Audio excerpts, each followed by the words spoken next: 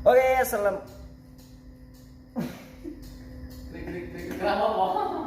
Oke, assalamualaikum warahmatullahi wabarakatuh. Kembali lagi di channel Bahap, channel yang akan upload. Bang, udah bang. Krik. Wih, matikan wih. Ya elah bang. Oke.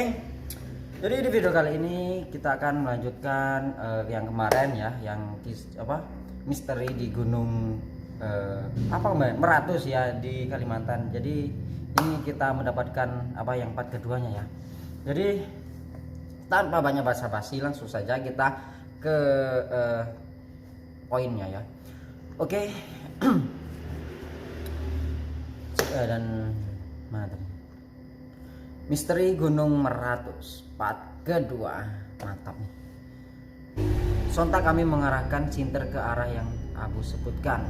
Yang kemarin itu dia ada yang namanya kuyang ya. Dia melihat kuyang dan inilah lanjutan dari kuyangnya ya. Sontak kami mengarahkan sinter ke arah yang Abu sebutkan dan ternyata benar. Lantas aku langsung berdoa semampuku yang aku bisa. Setelah beberapa menit berdoa, teman-temanku juga ikut berdoa. Makhluk itu pun hilang. Ahmad langsung bertanya kepadaku, sebenarnya apa yang terjadi, Eng?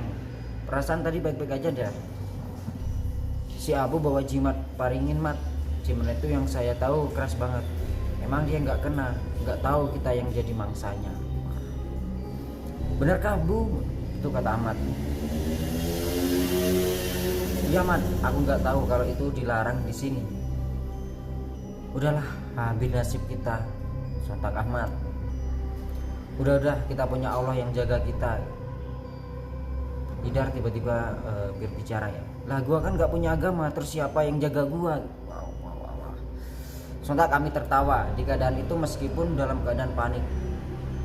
Si Ahmad berkata, makanya lu masuk Islam Dar, kan lu pacaran sama Siti, nama samaran ya. Dia kan Islam. Terus Idar, gua nggak kuat puasa Mat, sambil ketawa. Lihat ya. Latihan lah, gua kecil dulu juga cuma setengah hari dan juga puasa cuma 1 bulan dalam 1 tahun. Idar tidak memiliki agama ya guys. Wah, terus entahlah. Oke, lanjut. Setelah beberapa lama kami berbincang, hari sudah pagi. Kabut sangat pekat di saat itu. Ya, namanya juga gunung ya. Di saat itu kami makan mie sakura. Orang-orang dulu pasti tahu mie itu. Setelah makan kami melanjutkan perjalanan. Tekad kami di saat itu ingin pulang, tapi entah kenapa tanda yang kami tandain di saat ke sana itu hilang. Jadi tanda yang sudah dari berangkat tadi ditandai ternyata semuanya hilang. Tidak ada jejak ya.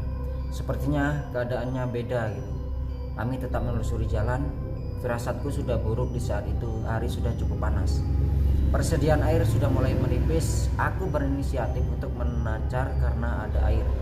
Memencar. Punya inisiatif untuk memencar untuk mencari air di sekitar pegunungan ya mungkin ya. Setelah aku beberapa langkah mencari air, aku menemukan air terjun di saat itu ya. Kecil sih air terjunnya. Aku memberi tanda siulan kepada teman-temanku. Mereka pun menghampiriku. Abu, air ya Eng.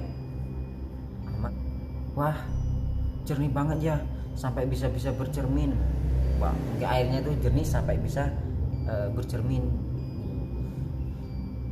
Iya, yaudah ambil air secukupnya, terus jalan lagi. Aku tidak menjawab. Ada ikan Eng, kita ambil atau gimana? Lumayan kan? Ahmad pun berbicara juga. Jangan, biarin aja. Takutnya ada apa-apa kalau diambil meskipun ikan itu jinak. Oh, oke deh, kata Idar.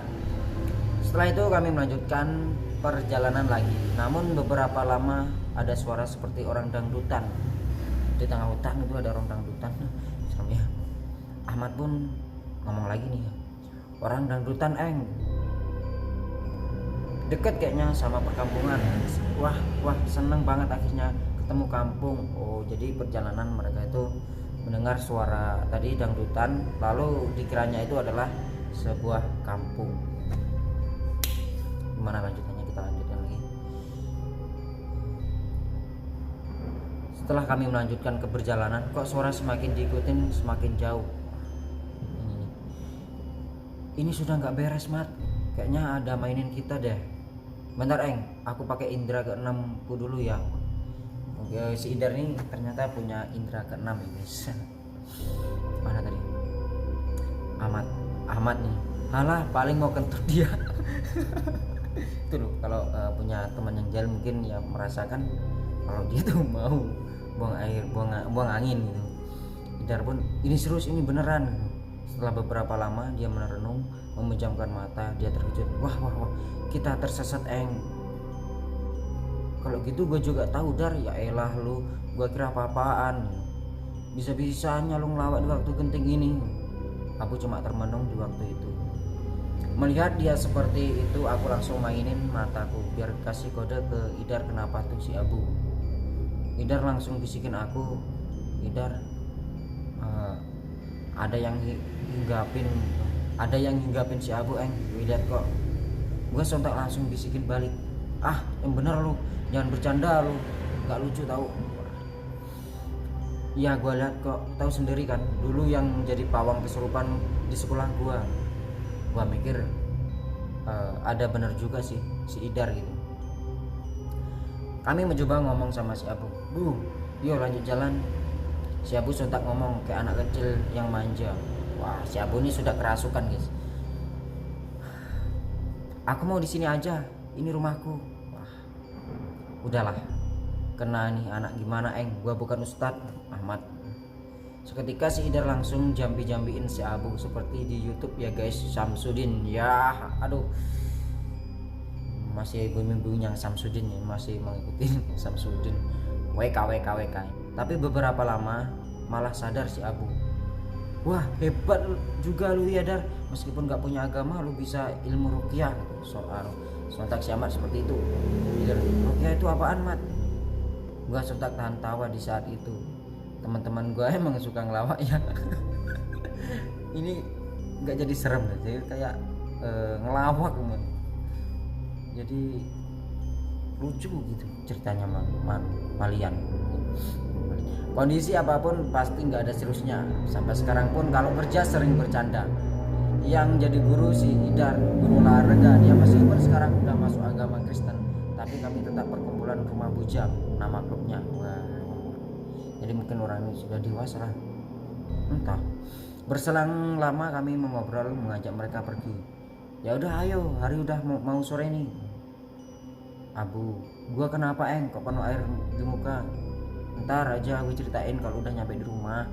Berselang lama kami di perjalanan kok nggak ketemu apa-apapun, padahal sumber suara udah dekat banget. Mungkin suara dangdutan tadi ya. Aku sontak ngomong ke tim, stop, udah sampai di sini aja. Kenapa Eng? Ahmad, kita disesatin nih, bener kata si Idar. Idar, gua saranin kita di sini dulu Eng, sampai ada celah buat keluar. Jadi kita tersesat nih Mat, kata si Abu. Ahmad pun menjawab juga, iya Bu, tapi tenang aja, kita punya Allah. Ini nih si Ahmad ini meyakinkan keselamatannya kepada Allah. Oke, Idar, lu jangan bawa Tuhan Mat, gua punya Tuhan.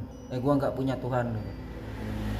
Mata 57. Sontak gua nahan ketawa lagi lihat kelakuan si bocah ini. Wah, Dar.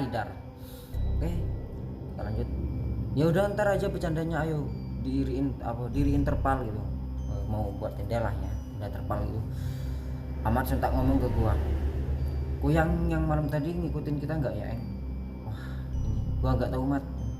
Ya udah, prasangka baik aja udah, kata si Ahmad tadi. Dan kami pun bermalam di malam yang kedua.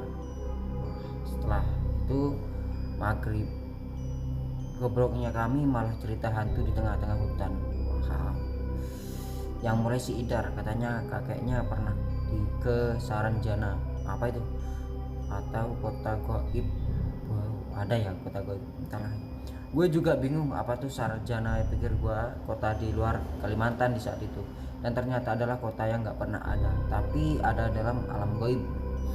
Dan setelah itu si Ahmad cerita pernah nemuin makanan di bawah pohon jati yang sebenarnya itu sesajennya Bapak Idar. Seketika aku nahan tawa lagi. Apa juga Kini amat dalam hatiku pun punya teman pelawak semua. Si Abu sibuk baca, pokok dia nggak punya cerita, dan dia juga terkenal pendiam di perkumpulan teman-teman kami. Sekitar jam 11-an kami melanjutkan tidur. Cukup lelah, perjalanan membuatku malam itu tertidur pulas dan tak mau menahu akan suara horor. Wah, subuh setelah tiba dan jengkelnya lagi, kami malah berada di tempat yang dulu yang mendirikan di awal itu, tenda yang di tengah padang pasir itu yang ada 2 pohon bersambung. Terlalu pendek ya, gak apa-apa lagi. Oke, mungkin kita akan melanjutkan yang part ketiganya ya, karena ini sudah habis ya, dan saya ini belum membacanya, jadi agak maaf kalau membacanya itu kurang sip, tapi kedepannya mungkin aku akan memperbaikinya lebih baik lagi. Oke, jangan lupa untuk support terus channel ini, cara like, komen, dan share LKS nya. Bye bye.